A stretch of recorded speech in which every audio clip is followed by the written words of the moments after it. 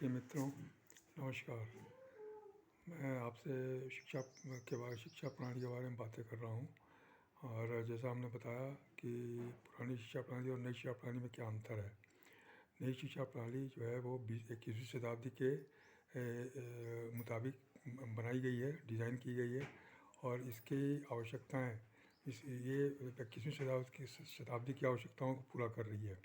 हालांकि ये आवश्यकताएँ मेरे लिए, हम लोग के लिए बहुत पहले से थी, लेकिन इसकी जानकारी हमें नहीं मिली थी और हम पुरानी शिक्षा प्रणाली के तहत काम कर रहे थे और उसी के मुताबिक अपना हम लोग को लाभ मिल रहा था। लेकिन अब समय बदलने के साथ इस तकनीकी युग में, टेक्नोलॉजिकल एज में नई शिक्षा प्रणाली का महत्व बहुत ज़्यादा बढ़ गया है। इसके कारण हमें इसकी इसकी इसकी आवश्यकता बढ़ती जा रही है।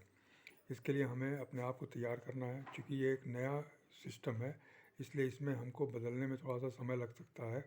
हमारा जो पूर्वाग्रह है, हमारे जो पुराने विचार हैं, वो हमें हो सकता है कि संभव है कि हमें तो इसे अपनाने में मुश्किल पैदा करें, लेकिन हमें यह निर्णय लेना है कि इसकी आवश्यकता हमारे लिए है और हमें इसको अपनाना है, क्योंकि इसके बिना काम नहीं चलने वाला है। जीवन के हर क्षेत्र में, हर पहलू में इसकी आवश्यकता है, चाहे वो हम बचपन में हो या जवानी में हो या मध्य वर्ग में हो या फिर बुढ़ापे में हो। हर स्थिति में हमें इस शिक्षा प्रणाली की आवश्यकता है, क्योंकि इसमें जो निहित फायदे हैं वो मानसिक विकास, व्यक्तित्व विकास, आर्थिक आज़ादी और उत्तम स्वास्थ्य जैसे आयाम हैं, जो हमारे लिए बहुत ही आवश्यक है। आज यंग आदमी जैसे है, कोई युवा व्यक्ति है, बहुत ज़्यादा क्वालिफाइड है, लेकिन फिर भी वो आज नौकरी के लिए परेशान है, नौकरी उसे नहीं मिल रही है। उसके लिए उसे बहुत टफ कंपटीशन का सामना करना पड़ रहा है। उसके लिए उसके व्यक्तित्व विकास की बहुत ज़्यादा आवश्यकता है, क्योंकि लोगों की भीड़ बहुत ज़्यादा है और अपॉर्चुनिटीज़ कम है। तो उसमें अगर उसको कम्पीट भी करना है, अगर क्वालिफाई भी करना है, उसमें अगर आगे भी जाना है, तो उसको व्यक्तित्व विकास का सहारा लेना पड़ेगा। उसके व्यक्तित्व विकास के आधार पर ही उसका चुनाव हो सकता है। दूसरा, आर्थिक आज़ादी। हम पैसे के लिए काम कर रहे हैं अवश्य, लेकिन पैसा ही हमारे लिए सब कुछ नहीं है। पैसे से हमारी सारी समस्याओं का समाधान नहीं निकल रहा है। इसलिए हमें पैसे के अलावा पैसे को एक इस सिस्टम में लाना है कि पैसा हमारे लिए काम करे और हम पैसे से स्वतंत्र हो सकें, पैसे कमाने से हम स्वतंत्र हो सकें, ताकि हम दूसरे क्षेत्र में ध्यान दे सकें। तीसरी चीज़ है उत्तम स्वास्थ्य। उत्तम स्वास्थ्य हमारा बहुत ही आवश्यक है, क्योंकि हम स्वास्थ्य पीड़ित हैं। हम बहुत ज़्यादा रोगों से ग्रस्त हो जाते हैं, हर नए रोगों से ग्रस्त हो जाते हैं, अज्ञात रोगों से ग्रस्त हो जाते हैं। पूरा जीवन हमारा परेशान हो जाता है, बहुत हमारा जीवन, हमारी पूरी चुनौतियों में से भर जाती है। हम कोई काम नहीं कर पाते और हमारे सारे संसाधन, सारे पैसे, सारे जो धन है, वो सब खर्च हो जाते हैं और हमें कोई लाभ नहीं मिलता, बल्कि हम फिर वैसे ही स्थिति पहुंच जाते हैं जैसे पहले थे। इसलिए उत्तम स्वास्थ्य की भी आवश्यकता बहुत अधिक है, उसकी शिक्षा हमें होनी चाहिए और उसके हमको उपाय करने पड़ेंगे। इसलिए नई शिक्षा प्रणाली का बहुत ज़्यादा महत्व है। और भी मैं क्षेत्रों में बात करूँगा कि किन किन क्षेत्रों में इसकी आवश्यकता है। जो हमारी पारंपरिक सोच है, वो अब सोच नहीं चलेगी, वो अब पुरानी पड़ गई, वो अब असंगत हो गई, वो अब लागू नहीं हो सकती।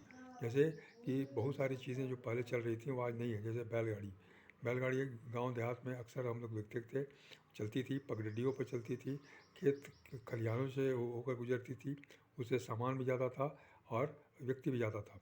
लेकिन आज बैलगाड़ी बिल्कुल अदृश्य है, लुप्त है, कहीं भी खोजने से भी नहीं मिलेगी। उसी प्रकार से लालटेन, लालटेन हर घर में पहले जलती थी, किरासन तेल की लालटेन जलती थी, बत्तियाँ जलती थी, दिए जलते थे। आज वो सब समाप्त हो चुके हैं। बहुत कम गांव ऐसे होंगे, बहुत अंदरूनी क्षेत्र में गांव होंगे जहाँ की लालटेन और दिए अभी भी इस्तेमाल हो रहे होंगे। अधिकतर गाँव में, अधिकतर घरों में अब बिजली के बल्ब आ गए और बल्ब में भी बहुत आधुनिक तरह के बल्ब जिसमें कि बिजली कम खर्च होती है, वैसे बल्ब आ गए। उसी तरह से संवाद को एक जगह से दूसरी जगह भेजने के लिए पोस्ट ऑफिस का इस्तेमाल किया जाता था, पोस्टल सर्विसेज का इस्तेमाल किया जाता था, ताड़घर का इस्तेमाल किया जाता था, टेलीग्राम्स का इस्तेमाल किया जाता था। वो सब अब समाप्त हो गया, बहुत कम हो गया।